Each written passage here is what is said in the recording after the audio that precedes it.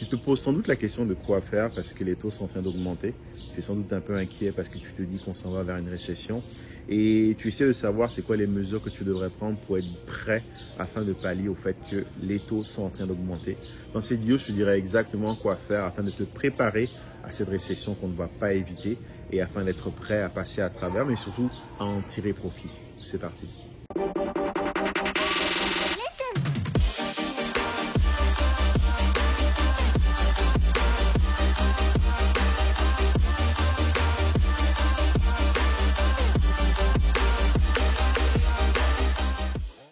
Salut, je m'appelle Uriel, je suis un investisseur immobilier et tout comme toi, j'ai vu plusieurs annonces dans les médias par rapport au fait que le taux directeur de la Banque du Canada n'arrête pas d'augmenter et ça a effectivement créé beaucoup d'incertitudes dans le marché immobilier et on commence d'ailleurs à avoir une certaine tendance.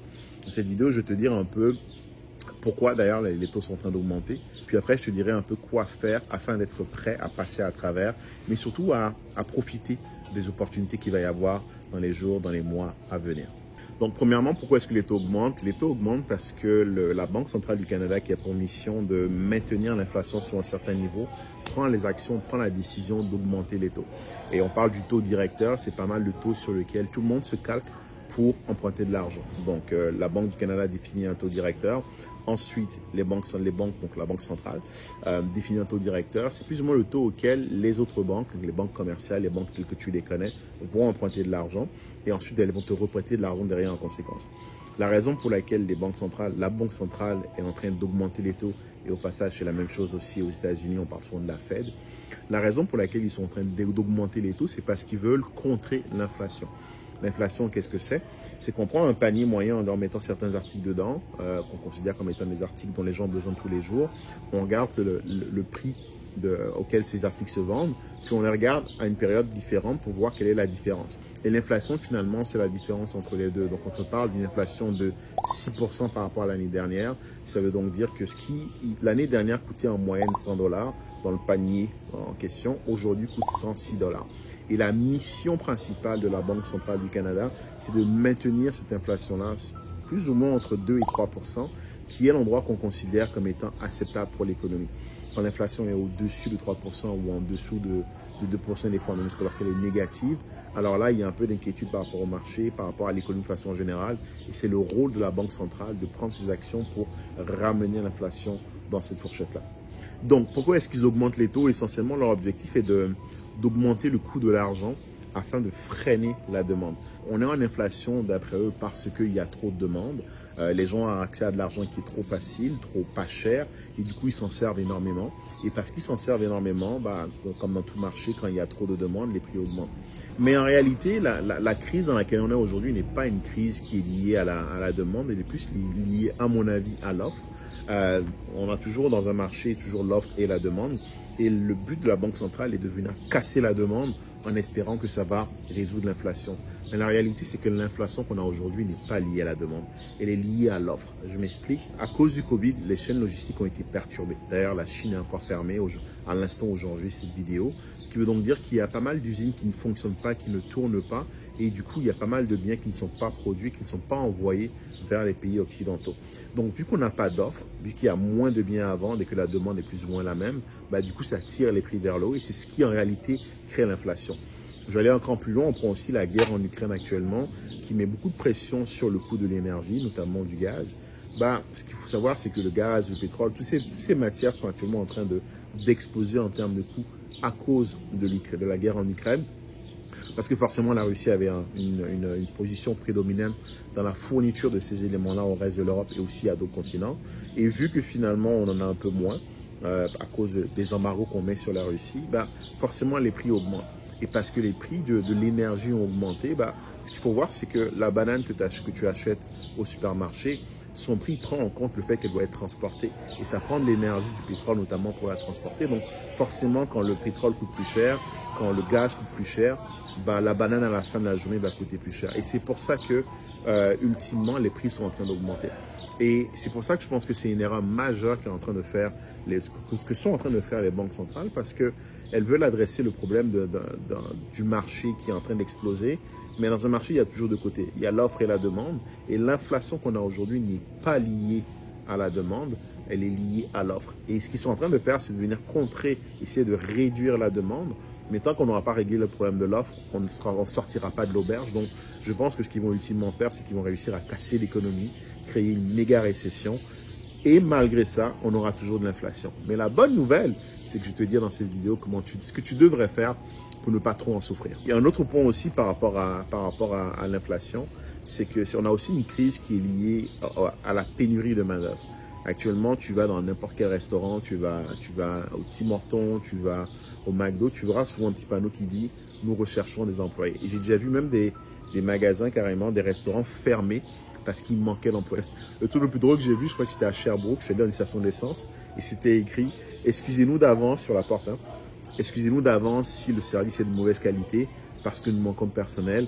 Au passage, si vous voulez nous aider à améliorer le service, appliquez chez nous. » Donc, le fait qu'on manque un peu de main-d'œuvre aussi fait que finalement, on est moins productif, on produit moins de matières premières, moins d'éléments sur le marché. Et encore une fois, c'est l'offre qui a ainsi impacté parce qu'on n'a pas assez de gens pour créer cette offre-là. Et c'est ça qui crée cette inflation. Donc, moi, de mon avis, ils sont en train de faire une méga erreur en adressant la demande et non l'offre. Et surtout, ils vont ultimement réussir à casser l'économie sans vraiment régler le problème. Donc, une fois qu'on a dit ça, je vais partager un peu, moi, ma façon d'approcher cette période-là. Parce que, oui, il y a une certitude. On va entrer dans une période de récession. La question, c'est quand? Parce qu'à mon avis, ils vont encore... Là, on est actuellement au mois de juin. Ils vont encore faire... Ils ont fait une annonce pas plus tard qu'il y a quelques jours où est-ce qu'ils ont encore augmenté le taux. Et ils parlent de continuer à l'augmenter. Ils vont le faire encore 2-3 fois, se réaliser qu'ils sont en train de se tromper. Et là, ils vont changer d'avis. Une fois qu'on a dit ça, comment faire pour passer à travers tout ça? Premièrement, il faut commencer par ne pas paniquer. Ultimement, quand on réfléchit un peu, quand on prend les choses dans leur ensemble, les taux sont encore ultimement très bas. On est au taux directeur actuellement, à l'instant où je parle, autour de 1 dollar.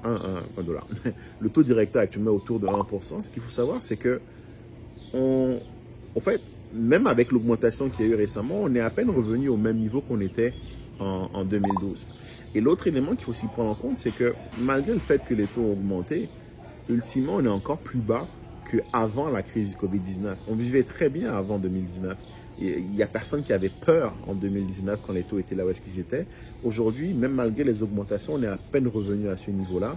Je crois qu'on était à 1,75, puis là on est actuellement à 1. Donc, même s'ils continuent de l'augmenter ultimement, on est déjà passé à travers des périodes dans lesquelles les taux directeurs étaient à 2%, et ce n'est pas pour autant que c'était la débandade. Donc oui, effectivement, les taux sont encore relativement bas quand on prend les choses dans leur globalité. Donc la première chose à faire, c'est de ne pas paniquer et de ne pas prendre de décisions basées sur les émotions ou sur la peur. Et pour information, ils vont continuer d'augmenter. Moi, de ma lecture, je pense qu'ils vont les amener jusqu'à... Actuellement, on est autour de 1, ils vont les amener jusqu'à 2, voire peut-être 2,5.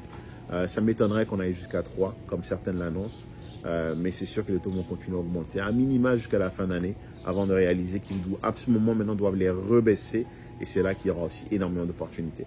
Deuxième point que je vais amener, c'est ce qui est super important. Quand les taux commencent à augmenter comme ça, la bonne chose à faire, c'est de renouer avec les fondamentaux d'une bonne santé financière. Ça passe par continuer à avoir une épargne et dépenser moins que ce qu'on gagne, mais ultimement, par payer les dettes qui ont des taux d'intérêt élevés. Les cartes de crédit, si tu sais les payer, c'est le moment de le faire parce qu'ultimement, c'est des éléments qui te coûtent excessivement cher. Pareil pour les marges de crédit à un taux qui est élevé. Les marges de crédit sont sur les taux variables et du coup, chaque fois que le taux directeur augmente, le coût de ta marge de crédit augmente. Je ne parle pas ici de marges de crédit qui sont autour de 2 ou 3 ou 4%, mais je parle vraiment des marges de crédit qui frôlent le 10%. Cela, il faut les payer le plus rapidement possible pour réduire ces dépenses associées à ces coûts d'intérêt. L'idée ici, c'est vraiment de payer ces dettes qui coûtent le plus cher afin d'être en mesure de pouvoir sauver plus d'argent, d'être plus liquide, et c'est mon prochain point, afin de pouvoir profiter de la phase qui va arriver bientôt. Prochain point, sois liquide. Ce que je veux dire par liquide, c'est avoir de l'argent pour être prêt à investir. Par exemple, c'est le moment de refinancer. Pourquoi? Parce que c'est une garantie que les taux vont continuer à augmenter. Donc, si tu veux refinancer, c'est le moment de le faire. Va refinancer tes propriétés existantes. Ce que ça va te permettre de faire, c'est d'avoir beaucoup de liquidités, d'être assis sur beaucoup de liquidités pour être prêt à dégainer et à acheter tout ce qui va bouger à un bon prix. Robert Kiyosaki disait que lui, le moment où est-ce qu'il a fait le plus d'argent, c'est après les crises. On va clairement entrer dans une crise. Il ne faut pas paniquer, mais il faut être prêt à en profiter. Et la meilleure façon de profiter d'une crise, c'est d'être assis sur de l'argent, d'avoir de la capacité à dégainer rapidement et à pouvoir bien acheter ce qui va être intéressant. Alors, si tu as une propriété ou si tu as des propriétés, c'est le moment d'aller les refinancer. De toute façon, les taux vont continuer à augmenter. Alors, c'est peut-être le moment soit de locker, de verrouiller un taux fixe s'il est vraiment intéressant, ou d'embarquer sur un taux variable. Oui, il va augmenter, mais au moins, ça te permet de sortir beaucoup de liquidités qui vont faire que tu vas être prêt à rentrer dans le marché. Prochain point, il faut investir en immobilier parce que là, tu vas rentrer dans une période où est-ce qu'il va y avoir beaucoup d'opportunités. Surtout pour les gens qui ont acheté récemment de façon un peu inconsciente. Ils vont être vraiment un peu pris à la gorge. Il va y avoir de plus en plus de vendeurs motivés. Puis moi, je le vois au niveau du marché. Je le vois de plus en plus de biens qui, avant, se vendaient en surenchère. Avant, quand on avait un bien à vendre, je le listais, puis j'avais genre 60 visites en un week-end. Aujourd'hui, il y a de moins en moins d'appels parce que les gens sont hésitants. Pas parce que les biens ne sont pas intéressants, mais parce que les gens sont hésitants à cause de la frénésie et de la peur qui est créée par les médias. L'autre élément aussi, c'est que les surenchères, je pense que c'est fini. À moins d'être vraiment sur des biens ultra nichés comme la maison, ultra bien située avec la cour arrière, dont le jeune couple a absolument besoin parce qu'il a eu 2 enfants pendant le Covid et qu'il va absolument pouvoir avoir la chance supplémentaire et la cour pour courir. En dehors de ça, les biens se vendent de plus en plus difficilement, ils prennent de plus en plus de temps avant de se vendre. Et c'est là la beauté parce que du coup, on n'aura plus de surenchère. Et en plus, ça va être le moment de pouvoir acheter de façon intelligente parce que vu qu'on n'a plus de surenchère, les vendeurs vont être un peu plus motivés à vendre et donc ça va être l'opportunité d'aller négocier les biens à des très bons prix. Pourquoi il faut aussi investir? C'est parce que en période d'inflation, surtout avec la quantité d'argent qui a été imprimée, c'est que l'argent perd de la valeur. Et quand l'argent perd de la valeur, tu veux que ton argent soit investi dans quelque chose qui prend de la valeur, d'où l'intérêt d'investir en immobilier.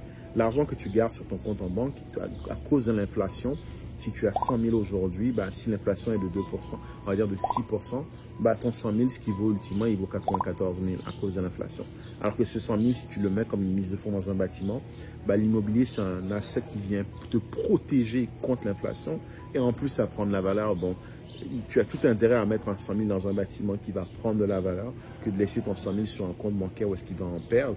Et pire, d'aller le mettre dans le marché boursier qui est en train de cracher. On a eu 1 ou 2 semaines où c'est remonté, mais on sait comment ça marche. Ça monte et ça redescend. Ou encore pire dans les cryptos, où est-ce qu'aujourd'hui, c'est vraiment la débandade. Donc, l'avantage quand on est en période d'inflation comme ça, quand on est en période de hausse de taux, pour justement contrer l'inflation, c'est que ton argent, il va perdre de la valeur. Donc, l'avantage pour toi, c'est de le mettre dans les actifs qui vont prendre de la valeur. Alors, c'est exactement pour ça que c'est le bon moment d'investir en immobilier. Il faut le faire intelligemment, il faut le faire de la bonne manière. Et la bonne façon de le faire, c'est de savoir ce que tu es en train de faire, d'être en mesure de pouvoir bien évaluer le bien tel qu'il est aujourd'hui, de bien calculer ta rentabilité, de l'acheter à un bon prix, de ne pas l'acheter au-dessus de ce qu'il vaut. Surtout que maintenant, tu vas avoir cette opportunité de négocier. Il y a encore 6 mois, un vendeur, il recevait une vingtaine d'offres. Il n'avait pas le temps de discuter avec toi de balance de prix de vente, de réduction de prix, c'était genre fuck off. Puis encore aujourd'hui, les vendeurs qui ont des biens actuellement sur le marché n'ont pas encore compris que leurs biens sont en train d'être dévalués à cause du fait que les taux ont augmenté. Donc, dévalués. Je me corrige, ils sont pas en train de comprendre que le prix auquel ils l'ont affiché n'est plus le bon. Et c'est pour ça que justement qu'ils vont réaliser d'ici 3 à 6 mois quand les biens ne seront pas vendus, que là et maintenant il faut qu'ils soient flexibles et ils vont être flexibles, ils vont être très parlables.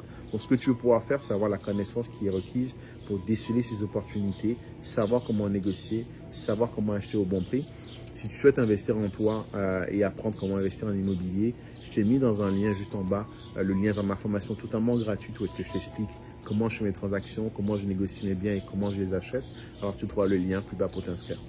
Dernier point qui est important quand on rentre dans une période comme ça, un peu en eau trouble à cause de l'augmentation des taux, ultimement, mon conseil, puis c'est l'un des conseils que j'ai reçu de mes mentors, c'est d'investir en toi. La meilleure façon de passer à travers ce genre de période un peu difficile, la meilleure chose à faire quand les taux augmentent et que tout le monde panique, c'est d'investir en toi. La panique, la peur vient souvent du manque de connaissances ou du manque de compétences. Investir en toi, que ce soit en allant passer des certifications pour pouvoir augmenter tes revenus, que ce soit en allant chercher de la connaissance qui va te permettre de pouvoir aller chercher un deuxième ou un emploi qui est mieux payé, c'est vraiment le moment d'investir dans toi afin de pouvoir augmenter tes revenus. Pourquoi? Parce que ultimement, quand les taux augmentent comme ça, surtout quand on est en période d'inflation, ton salaire de 100 000, il est peut-être plus de 100 000. En réalité, il vient de passer à 95 ou 96 000, mais ton employeur t'a augmenté de 3-4 %.